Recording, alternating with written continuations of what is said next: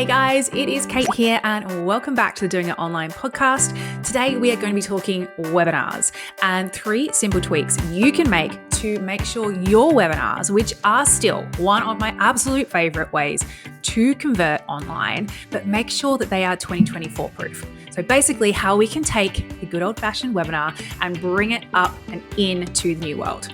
Are you ready? Let's dive right on in. Okay guys, so you've probably heard a lot of people screaming on the internet that what used to work isn't working anymore.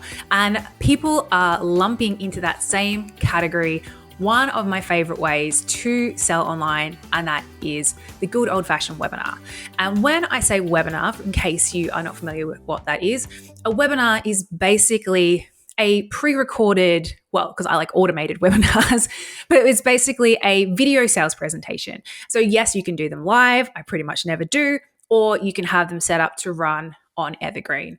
And one of the reasons why I love webinars and why I am still seeing webinars work really, really well is that when somebody actually sits down and does watch the webinar, they are basically sitting down and committing to like 45 minutes to an hour and a half with you, with where you can take them through getting to know you, getting to trust you.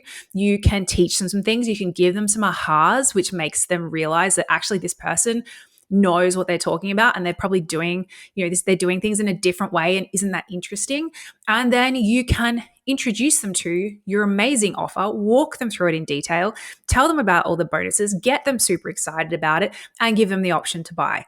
There's very few other ways out there that allows you to do that entire process, that entire trust purchase process in one hit. Webinars are pretty much one of the only ones out there. But as we are seeing pretty much across the board, while the actual webinar itself is still working, things like show-up rates are drastically dropping. The amount of time people are happy to sit on a webinar also drastically dropping. And so even though I love webinar and I still believe that a good old-fashioned 45 minutes to an hour-ish video recording has its place in your marketing ecosystem, there are definitely some 2024 updates that are working just as well, if not better, and oftentimes really a lot better. And these are just new takes, new updates, new tweaks on the old school webinar. So I want to walk you through what they are right now. So the first one out the gate is one that is really acknowledging how audiences have changed and shifted and how their consumption has shifted. And that is the audio webinar. Giving people the option to consume your webinar as an audio, like a podcast, rather than having to find the time in their day to sit down to watch you while, they've got kids screaming in the background or phones beeping or all these other distractions going on. So if you can give them that option of the audio option, a lot of people are finding that they're getting a much higher consumption rate. Now, there is the caveat of that is that the person is most likely going to be doing something else at the same time. So they're probably not necessarily concentrating quite as hard and as exclusively. However, if it means you're getting twice as many people consuming a lot more, that's still going to be beneficial. The other thing to bear in mind, if you do offer an audio option, and I say option here because I think feel free to try it out, test it, let us know how you go. But I think some people still do want to see you. You have to acknowledge that some people are visual and some people are auditory. And this is just allowing for people to choose what works best for them.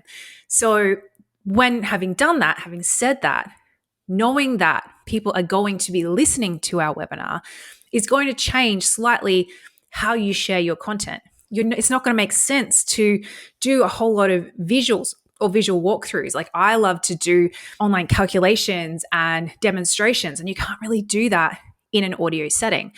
You also have to think about things like your call to action at the end. They're out and about, they're driving, they're picking up the kids, they're going for a walk. You're not going to have the same option of showing a button on the screen at a certain time. So how do you get around that? Usually it's giving them a really simple short URL to go to, or having, making sure there's a button underneath the audio player that you share with them, so they can very easily, when it is the time, they can very easily click through and purchase. That's option number one, adding an audio version. Option number two, and this takes that like that next step further of again realizing that the way people consume has changed and that their attention span and their perceived attention span has changed. And that is to actually take your webinar and break it down into chunks. We haven't tested this yet, but I'm really excited to test it soon. But it's basically taking the same webinar format, that same flow that has been tried, tested, perfected over years, introducing yourself, introducing the problem, talking about the common mistakes people are making, giving them some, good actionables and aha moments, and then, introducing your offer, following that very similar format, but breaking each down into like a little mini-sode, into a little snackable piece that's maybe around 10 minutes each, which for a lot of people, particularly if they're feeling busy and overwhelmed, the thought of sitting down and going, oh, I've got to watch this 50-minute video. No thanks, too hard. I'll do it later. Or, oh, I can just start now and watch this first one. It's only 10 minutes. That seems a lot more doable. And I myself, because I am a chronic register for a webinar person, but never attend. Like I know there's an offer at the webinar. I am what you would call an extremely, not to make my, toot my own horn, but I'm an extremely sophisticated consumer. I know what's going on. I know what all the tricks are. And if I see someone and I'm interested in what they're saying, I want to know what their offer is. So I'll register for their webinar so I find out what the offer is. I'm not attending the webinar. I don't have the time. However, when I've seen a few people start to do this, where they basically, instead of going, hey, sit down and watch this 50-minute thing, they're like, look, we've got this series of videos, all with very tempting names, by the way. Total clickbait, amazing, but all just snackable. And you just start with the first one. Like, okay, I'm going to listen to this first one. Sounds great. And then you get to the end of it and you go, oh, now I want to know the second thing. And all of a sudden, I listened to all of them. I did the thing that I never do. I sat through a webinar's worth of content. And they also, as a bonus, the ones I've seen, and I've seen this a few times, so I feel like there's a bit of obviously some very smart person out there teaching it, they also have the audio option for each one. So you could listen to it like a bunch of little mini podcast episodes, which is what I actually did. That's option number two. Basically take your webinar and break it down into more digestible, less overwhelming feeling series of chunks, and bonus points if you can offer those same chunks as little mini audio episodes too. Okay, on to the final 2024 glow up. And I first heard about this particular strategy from a friend of mine, Joel Irway. He's got a better name for it, but it's basically a mini webinar. So this is a mini video training, a mini version of your webinar that is usually less than 10 minutes. This is one we have been testing and it has been working brilliantly, and not trying to cram obviously everything, but just trying to make sure you get across the most important points to make people go, I trust this person. I believe this person. They obviously have something that's valuable and different, and I want to find out more. Where this works though is I wouldn't be trying to replace your standard 1-hour webinar with a 10-minute webinar, because they're actually different and they do have different strategies behind them.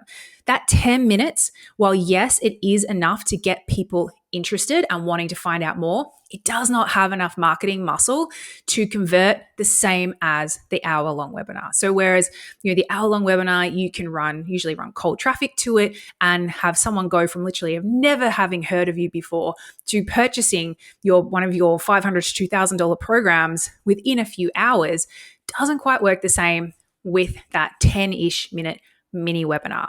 So what you want to do is understand like how they work and then go and see where this therefore fits in your strategy. So with the mini webinar, you usually would either run it to a very warm audience.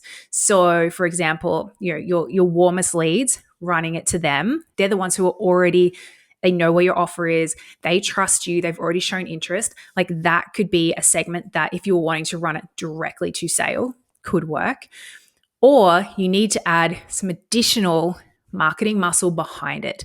So for example, if you were wanting to run cold traffic, you would use it as almost like a lead gen, as something that's going to get people to be interested, be excited, be aware that you are someone they want to work with and want to know more. And then you would invite them to the next step of either applying and putting through an application funnel or getting them onto a sales call. But I wouldn't ever expect that little 9-minute video to actually completely replace your webinar. It's just a different version of it. And I know that within live launches, what people have been doing is actually creating their little 9-minute version, 10-minute version of their webinar and sharing it after the whole version to those people who didn't attend, with the kind of assumption that, hey, you didn't have enough time to attend the main webinar. Look, I've given you the highlights. Come check this out. And so that's another little way that just acknowledging the fact people are busy and adjusting and tweaking your strategy slightly to accommodate that can help you to really increase your conversions and therefore really increase your sales. So that was it, guys. Just to recap. Number 1, audio version. Number 2, snackable version. And number 3, mini version of the webinar, all totally 2024 friendly. If you are going to be trying any of these out, or if you have tried any of these out and you have any thoughts, any feedback, any results, please let us know. DM us, comment below. We would love to hear it. And if you found this valuable, if this gave you even one little aha moment or something to try, it would mean so much to me and my team if you could like us, follow us, and share us, because that's how we get the word out. That is how we make sure we get as many eyeballs and ear holes, I guess, on our content. And that's why we do what we do. So thank you, guys. Thank you for nerding out with me this week. I hope you have loved it, and I look forward to sharing more nerdy goodness with you next week. I'll see you then.